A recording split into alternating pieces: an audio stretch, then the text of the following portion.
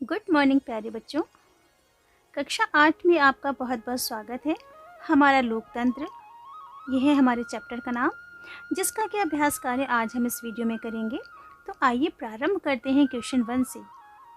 लोकतंत्र को सफल बनाने के लिए स्वतंत्र निर्वाचन क्यों आवश्यक है? आप इसका उत्तर लिखिए। लोकतांत्रिक व्यवस्था में जनता अपने प्रतिनिधियों को चुनकर संसद भेजती है। यह स्वतंत्र निर्वाचन व्यवस्था द्वारा ही संभव है। यदि निर्वाचन पर किसी व्यक्ति, संस्था या पार्टी का दबाव हो तो सही प्रतिनिधि का चुनाव संभव नहीं हो पाएगा। बढ़ते हैं प्रश्न 2 की तरफ। संचार माध्यम या मीडिया से क्या अभिप्राय है? इससे जनता को क्या लाभ होता है? उदाहरण देकर समझाइए। मीडिया लैटिन भाषा के मीडियम शब्द का बहुवचन है, जिसका अर्थ है माध्यम।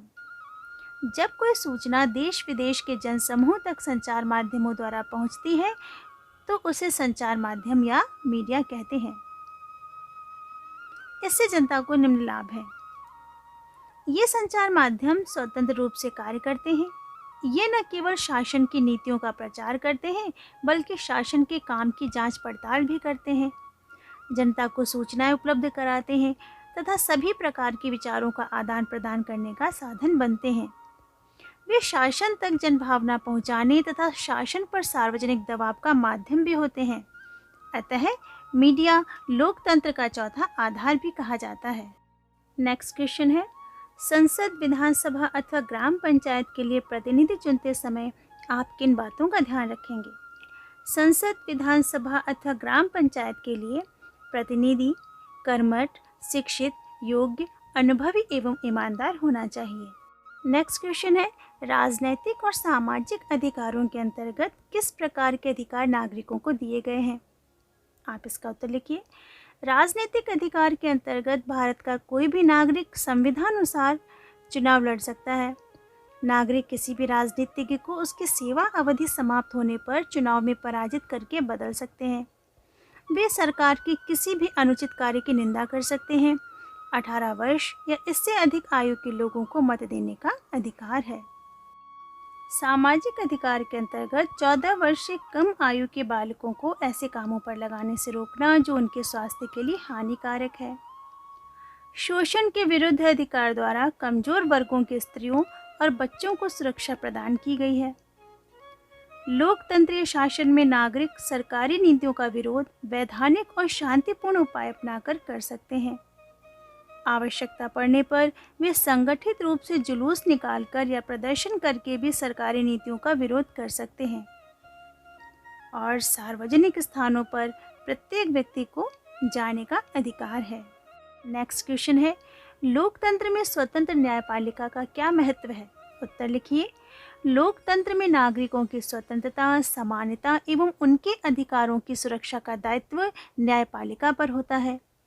जनता को समान न्याय दिलाने हेतु न्यायपालिका को सरकार के दबाव और नियंत्रण से मुक्त होना चाहिए। इस प्रकार लोकतंत्र में न्यायपालिका की स्वतंत्रता का बहुत महत्व है। बढ़ते हैं नेक्स्ट क्वेश्चन की तरफ। राजनीतिक दलों के लिए चुनाव चिन्ह होना क्यों जरूरी है? एक उदाहरण दीजिए। राजनीतिक दलों के लिए चुनाव चिन्ह होना जरूरी है क्योंकि चिन्ह न होने से उनकी जनता में पहचान, प्रचार कार्य, चुनाव का कार्य समुचित रूप से नहीं हो पाता है। जैसे कमल का फूल भारतीय जनता पार्टी का चुनाव चिन्ह है और हाथ का पंजा कांग्रेस का चुनाव चिन्ह है। चुनाव की प्रक्रिया का संक्षिप्त वर्णन कीजिए। उत्तर लिखिए। निर्वाचन आयोग चुनाव से पहले प्रत्येक निर्वाचन क्षेत्र के लिए एक मतदाता सूची बनवाता है। भारत का प्रत्येक नागरिक जिसकी आयु 18 वर्ष पूर्ण हो गई हो, मतदाता सूची में पंजीकृत होने का हकदार है। किसी नागरिक को केवल धर्म, जाति, वंश या लिंग के आधार पर मतदाता सूची में सम्मिलित होने से वंचित नहीं किया जा सकता। चुनाव की प्रक्रिया का प्रारंभ राष्ट्रपति या राज्यपाल द्वारा जारी अधिसूचना से होता है। निर्वाचन आयोग चुनाव कार्यक्रम की घोषणा करता है। उम्मीदवारों को नामांकन पत्र दाखिल करने को पर्याप्त समय दिया जाता है। निर्वाचन अधिकारी नामांकन पत्रों की जांच कर उम्मीदवारों की अंतिम सूची जारी करता है तथा उम्मीदवारों को चुनाव चिन्ह आवंटित करता है। उम्मीदवारों को चुनाव प्रचार के लिए समय दिया जाता है। चुनाव प्रचार के दौरान उम्मीदवारों को आदर्श आचार संहिता का पालन करना होता है। चुनाव प्रचार मतदान की तिथि से 48 घंटे पहले बंद हो जाता है। मतदाताओं को चाहिए कि मतदान वाले दिन अपना मतदाता पहचान पत्र, जिसे कि इपिक कहते हैं, लेकर मतदान केंद्र पर जाएं और अपना मत यानी कि वोट अवश्य डालें। मतदान हेतु मतपत्र या ईवीएम का प्रयोग किया जाता है।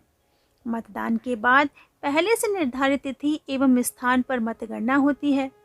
सर्वाधिक मत पाने वाला उम्मीदवार विजयी घोषित किया जाता है। अगला प्रश्न, सभी वयस्क नागरिकों को मतदान करने का अधिकार है, किंतु कुछ लोग ऐसे भी हैं जो अपना वोट देने नहीं जाते हैं। सोचिए, ऐसा होता है तो उसका क्या परिणाम होगा? उत्तर, यदि ऐसा होता है तो कम वोट मिलने के कारण सही प्रतिनिधि का चुनाव नहीं होगा। नेक्स्ट क्वेश्चन, रिक्त स्थानों की पूर्ति कीजिए।